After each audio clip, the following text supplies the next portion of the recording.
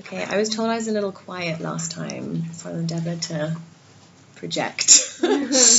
Just, wave at me if you can't hear me, basically. Okay. In terms of technical vocab, there's nothing particularly technical.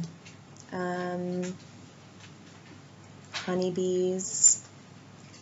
I'm going to mention the Los Amalamos laboratory. And a compound called TATP, which is found in explosives. But I mean, I'm not going to really, you just need to say, you can say TATP.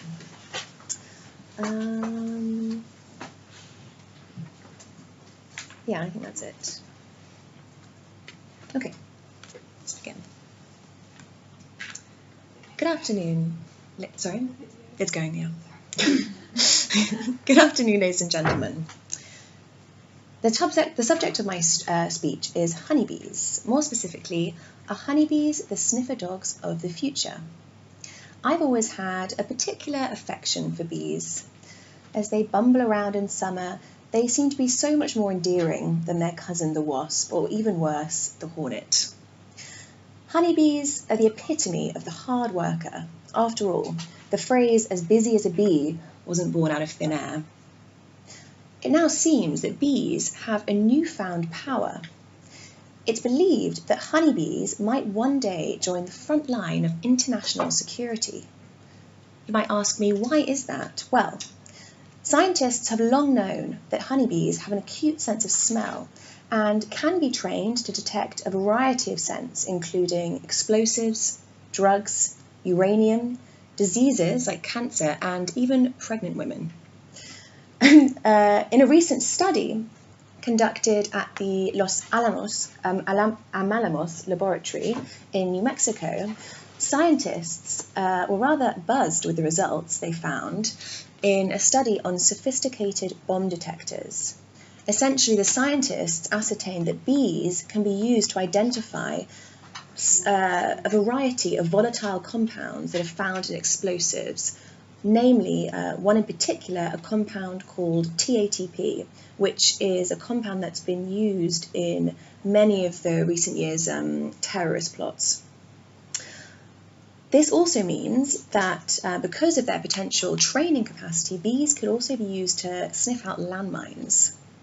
So, what are the pros of these next wave detectors? Well, firstly, bees are cheap to produce and keep, especially when you compare them to the other alternatives, namely dogs, rats, or man-made technology, looking at the price of those three things. Secondly, they are very reliable and precise. A chemist named Robert Lungo says that bees, thanks to his studies, have proved to be more sophisticated than both dogs and man-made devices in sniffing out landmines. This is because they can detect TATP, which dogs, rats, and man-made technology cannot. So they have this added bonus on those three things. They can also pick out explosives from myriad scents. That means that bees, when trained, can identify explosives when they're masked by other smells. This can be lotions, deodorant, tobacco, motor oil, and even insect repellent. So all these things that could mask explosives. Thirdly, bees are very easy to train. A project called the Stealthy Insect Sensor Project has at its aim to train bees to extend the organs that they use to suck nectar from flowers, and these organs are called their tubular organs. And they can do this when trained in the presence of explosives. Training 50 bees takes only 2 hours, which is rather impressive. So how does the training work? Well, the training takes advantage of the bee's attraction to sugar water. So what scientists do, or trainers do, is they combine the target substance, in this case TATP, that compound found in explosives, with sugar water. They then present that mixture to the bee, which after continued exposure will extend its tubular organs and signal the presence of the substance every time it is exposed to that substance. So this is wonderful because it means they can detect landmines. Bees are released and then they're followed, this is the process of how they might detect landmines. Bees are followed with heat-sensitive cameras to track their movements. So they're released, and these heat-sensitive cameras can track their movements to landmines below the soil. And one huge advantage that bees have in this particular area is their size and weight. Unlike the unfortunate dogs and rats that have come before them in sniffing out landmines, there is no risk of bees setting them off. This is particularly helpful in countries like Croatia, where 90,000 landmines are said to have been planted during the Yugoslav war in the 1990s. And since 1991, 2,587 people have died from landmine explosions in the country.